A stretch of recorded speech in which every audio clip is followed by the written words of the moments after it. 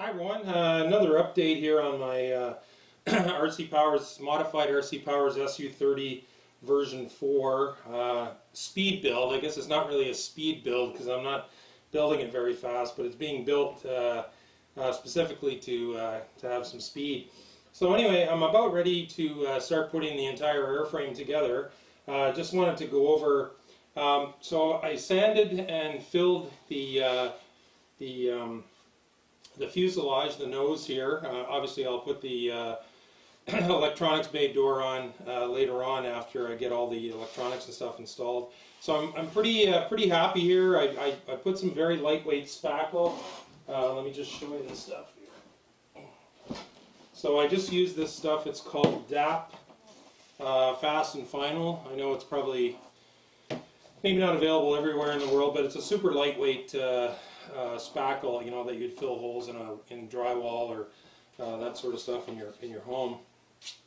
So I'm really happy with that. It's still you know, super light. Sanded it down really smooth. I will have to do one more sanding job on the plane after I install the KF4s, so I may even go over it just very lightly. I just sanded it with 150 grit, so I may even go over it a little bit lightly with 220 grit maybe later on. We'll see how that goes. So that's ready to go. So the wing plate is all in one piece. So working from this front, I glued those two pointy pieces on here that you know, complete the leading edge root extension, go all the way out to the front here.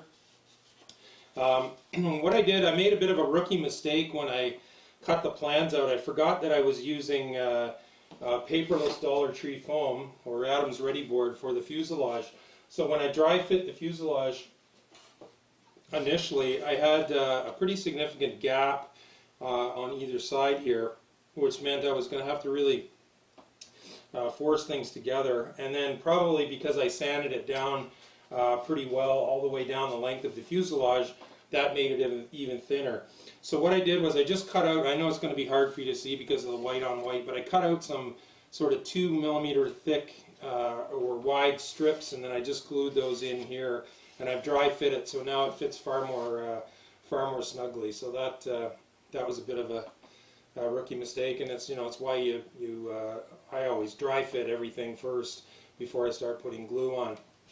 So I've got my motor mount installed, and one thing that I've learned when building with Dollar Tree foam is sometimes the motor mount can, with this foam, it can tend to sort of twist around the spar here in the just in front of the motor. So what I've done is I've epoxied top and bottom. You can see here I've epoxied some little strips of popsicle sticks, so that's really strong now this way. And you know, because we're going to be cranking this on 4S and some other very powerful motors, I want this area to be nice and strong. And probably you know, towards the end of the build, I will also put a little bit of expanding Gorilla Glue, you know, the foaming Gorilla Glue, and that will make it really strong. So I've hinged my ailerons. The trailing edge of the wing has been sanded. I've cut the reliefs out and hinged my ailerons.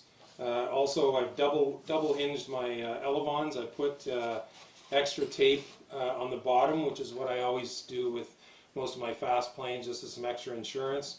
You can also see that I did put some 3 millimeter carbon tube that I just had laying around. I had a couple of short sections in these booms, so now those are super strong, so they shouldn't be flexing around and binding or getting in the way of each other. I've installed my control horns for my elevons. I find that's always easier to do when the plane is flat. Yeah, so there's the wing plate done. And then I've also done, you know, I've hinged my rudders, cut out the relief for my rudders. I put a little paint on the top here, you know, for the sort of gray part. I don't know, I think there's electronic countermeasures or electronic systems measures or something in the tails, and that's why they're normally painted a gray. So I have decided on a paint job, but I'm going to keep that a secret until the final reveal. I think it's going to be really sporty. It's a paint job that I've done before, once, and I was really impressed with how great it looked. And since this is going to be going pretty fast, I want to make sure that I can see it okay. I did end up, you remember in an earlier video, I was debating whether I was going to trim any off of this ventral fin. So what I did was I looked at the plans for the NAMC SU27, which I helped with the testing, and it's about 2 centimeters shorter than this one. So what I did was I split the difference, and I just trimmed about a centimeter off of this. So it just it will reduce the profile and hopefully reduce the drag a little bit there. And I've also, as you can see, I've installed my control horns for my rudders. Again, it's just a lot easier to do when the pieces are flat. So one thing I wanted to mention, this is the glue. If you watch my video, I'll have it linked down below from my ParkJet Workshop series. This is the glue that I use. I get this actually, luckily enough, I can get it at the Dollar Tree store where I live. It's essentially exactly the same as Bob Smith Industries foam cure glue. So when it dries the consistency of epoxy, but it stays clear. It doesn't turn yellow like sometimes epoxy will yellow. So in spots, several spots here, just not so much for strength but for durability, so that the foam doesn't get crushed. Along the top of the vertical stabilizer rudder and down here on this ventral fin, I just spread a little bit of that and then squeegeed it nice and smooth with some scrap foam. So now that's nice and hard. I did the same thing on my other SU30 version 4, and I will also, at a later date, when I put them on, I'll put some here on these nacelles, because those parts are going to be touching the ground. And then also on the nose here, I'll put some right here, because when this plane, as you may have seen in my videos, when it comes to a rest, the nose ends up resting on the ground. So I'll just put some of that on here just as a protectant, or protector, so it doesn't rip up the foam. And I also put some just on the very sort of the last half inch of these booms here, again, just mostly as a protectant, because these are going to get, I'm sure I'm going to gonk these getting the plane in and out of the car and all that sort of stuff. So this just gives it a bit more durability. It doesn't add really any weight at all, because the glue dries super light, and then by squeegeeing it and having as thin a layer as possible, it makes it nice and light, but it also makes it very strong. So there we go. So basically these 4 pieces, and then my wherever my hatch door is, it's around here somewhere, but that'll get put on one of the very last pieces to get put on.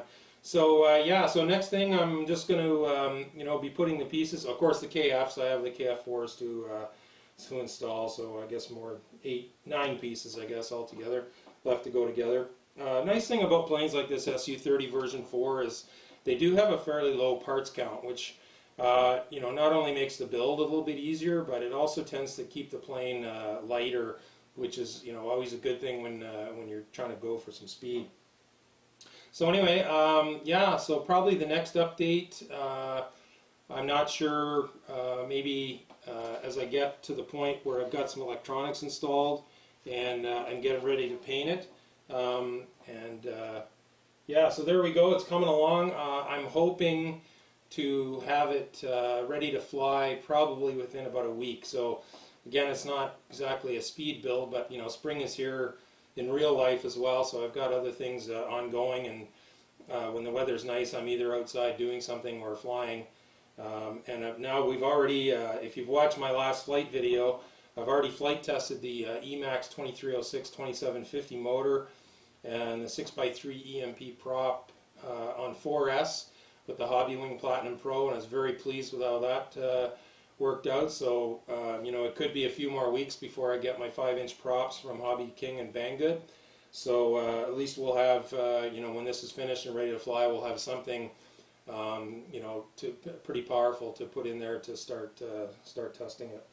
So there we go. There's the SU30 version 4 update number 3.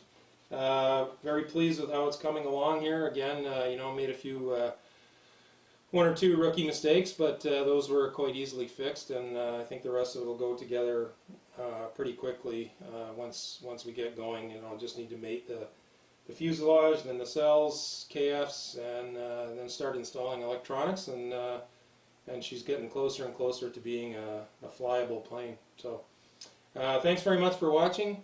Blue skies, calm winds to everyone. Park jet noise, the other sound of freedom, baby. Take care.